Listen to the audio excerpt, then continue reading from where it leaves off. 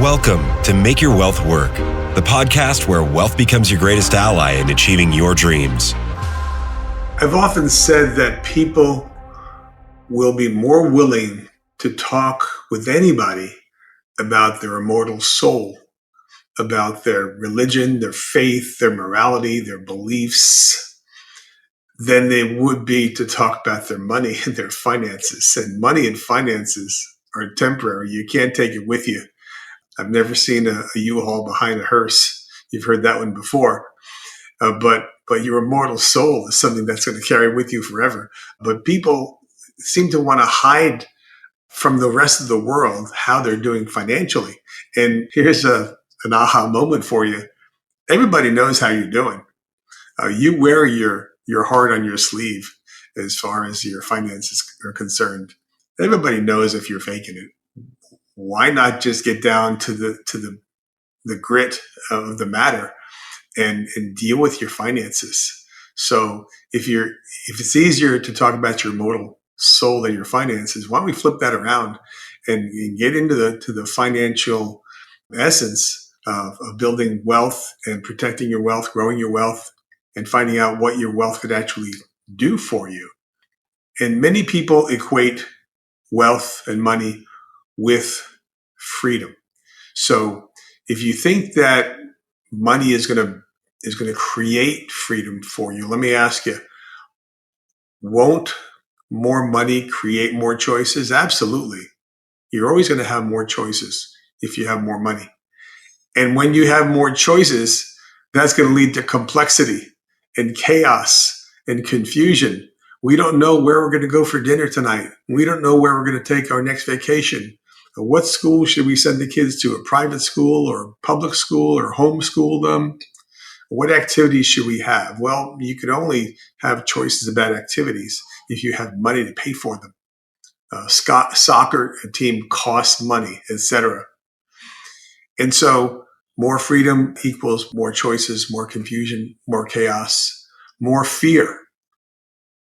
The more fear you have, the more confusion you have, the more fear you're going to have, because you're going to have fear of loss. Now that you have stuff, you're going to be afraid of someone stealing it from you, of losing it in a disaster of some kind, of losing it in the market, for example. And so wealth in and of itself doesn't answer the real issues of life. There must be something more. And so I'm going to suggest to you that everybody finds a source or a foundation for their financial decisions. I'm going to suggest that we go to the Book of Wisdom, a 2,000-year-old book called the Bible, because when you come right down to it, all spending decisions have eternal consequences. So why not go to the only book that has stood the test of time as far as wisdom is concerned? Now, that may be somebody else's truth and not your truth. I'm going to propose and offer a premise that pretty much everything that you can decide in life is going to be found in the Bible. So why not go to the best book in the world to talk about finances? So here are some examples. For one, let's talk about debt. I mean, debt is a prison. There's no doubt about it. When you're in debt, you are in service to someone else. Someone else has control over your life to the extent that they control that debt that they're lending to you. And I've also said that debt is a beast. And you're going to continue to feed that beast. And no matter how much you feed that beast is going to consume and eat and destroy your peace. So there's a verse, which is Proverbs 22:7. It says, the rich rules over the poor, and the borrower is slave or servant to the lender. Those are strong words. And those are 2,000-year-old truths. And I think if you're honest with yourself, you know that When you're indebted to somebody, they own you to the extent that you're willing to give up your life emotionally. You're going to be a servant to the lender. Here's another one, giving. I believe that giving at the end of the day is the only real ultimate purpose for wealth. And in Luke 6:38, it says, "Give and it shall be given to you." So if you want to receive something, of course, that's not the best ulterior motive in the world. I want to give to get. No, I want to give to give. It says, "Give and it shall be given unto you. A good measure, pressed down, shaken together, and running over will be poured into your lap. For with the measure that you use, it will be measured back to you again." So you might want to think about the areas in your life that you'd actually like to give. And if I had more wealth, I'd actually be able to support the causes and the people and the charities and the things that are close to my heart. So giving is a great end for the wealth that you're creating. Here's another one, and this is Luke 14:28, and it's all about counting the cost. Right now, for example, we're building a pool in our backyard, and there are all these different components that we had to take into account before we started to build the pool. First, we had to clear the land from some very large trees, part of the forest that's behind our home. And then we had to have the contractor come and actually build the pool. And then we have to have decking or stamped concrete around the pool for a leisure area. And then there has to be fencing to protect kids from going into the pool at the wrong time. And then there's lighting. And then beyond that, there's landscaping. All those items have a cost. And you've got to think about the cost of doing anything. If you're planning on going on vacation this summer, you've got to have some budget for it. And it says in Luke 14:28, "For which of you intending to build a tower sitteth not down first and counteth the cost, whether he have sufficient to finish it, lest haply after he hath laid the foundation and is not able to finish it, all that behold it begin to mock him, saying, This man began to build and was not able to finish." Now, again, don't worry about the embarrassment of not finishing something. Be more concerned about being a good steward of your money. Don't throw money after something that's not going to be completed. Now, here's one that is important, and I kind of feel obligated to share it with you, and that is pay your taxes. Now, Jesus said, "Render unto Caesar the things that are Caesar's, and to God the things that are God's." So nobody really loves paying taxes. I sure don't. But you know what? I want to pay my taxes and I want to get that monkey off my back. I don't want to have a past due tax bill. I don't want to pay penalties and fees. I want to pay what I rightfully owe. I don't want to pay more, but I certainly don't want to pay less out of fairness, being a patriot and a citizen of this country. I want to pay for the services. Whether I agree with what the government's doing with the money is a totally different matter. Right now, we're obligated to pay taxes, and it's always going to be that way. So render unto Caesar. How about this one? This is one that I've shared with a lot of folks. Wealth without wisdom is a curse. And you can see that in the book of Ecclesiastes, chapter 7. It says, "Wisdom is good with an inheritance, and by it there is profit to them that see the sun. For wisdom is a defense." This is good. "For wisdom is a defense, and money is a defense. But the excellency of knowledge is that wisdom giveth life to them that have it." So it's important to have money. You can do a lot of things with money. You can take care of yourself and your family and give to your causes. But it's more important to have the wisdom in you so that when you come into money, when you create wealth, you'll know what to do with that money. That especially applies in my world. It applies to inheritances given to children. I've had so many clients say to me, "Well, I've got to make sure I leave my kids something." If something happens to me, I've got to pay their house off. I've got to pay their college debt off. I've got to leave them something. I've got to leave a footprint on this earth. Well, when does that footprint begin? In my view, it begins when that baby is born. I want my kids to learn about the wisdom of financial management, of stewardship, of doing the right thing with their money.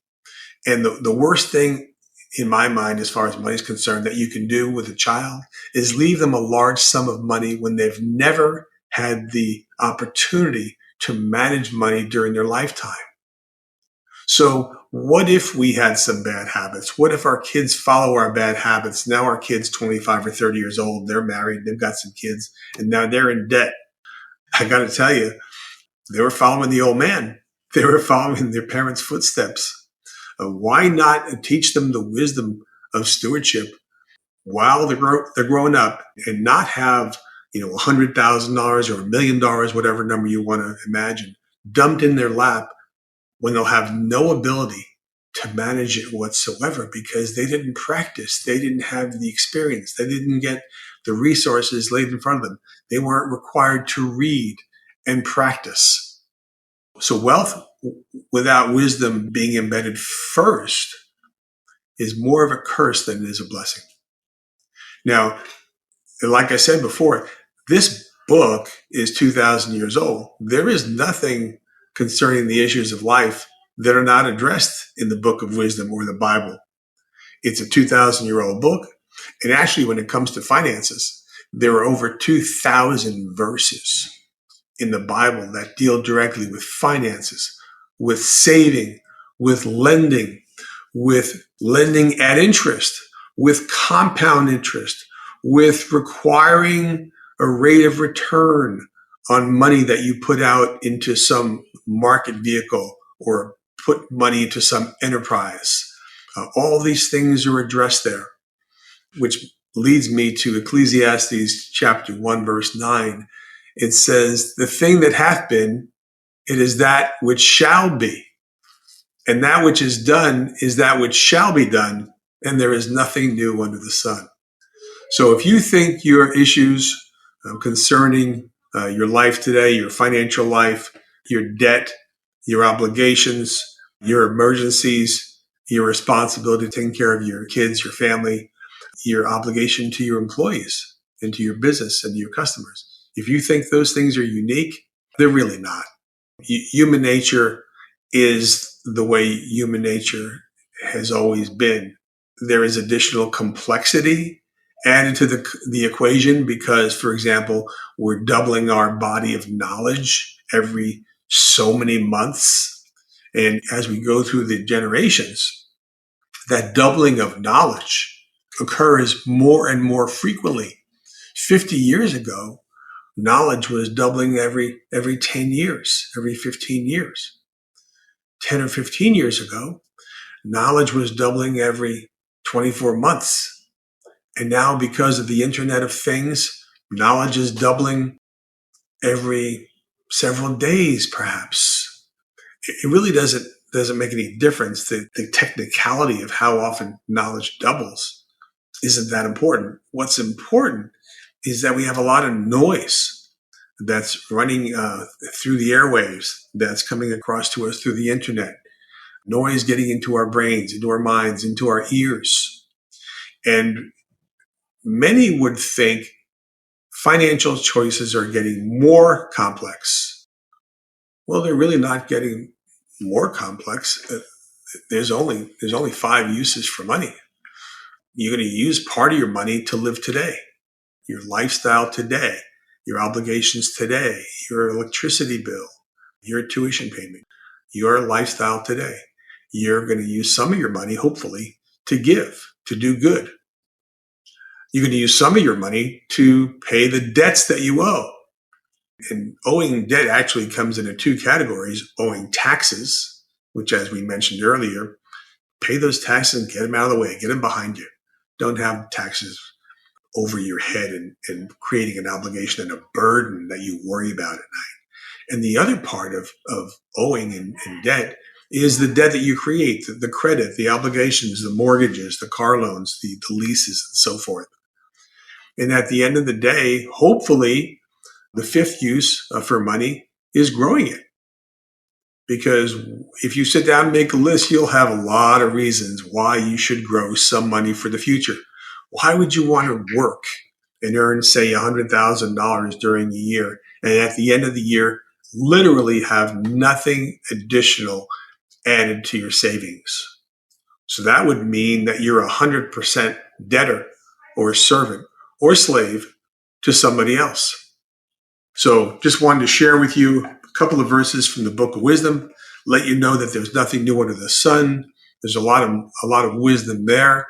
This is the place where I take all of my cues. Now, you can remove, if you like, the faith element, but the truth is the truth. If a debtor is a servant to the lender, that's true, whether you put that in the context of faith or not. You need to count the cost of any enterprise. That's true regardless of your faith foundation. So I hope this helps. Hope you'll connect and follow us. Thanks. This is thepodcastfactory.com.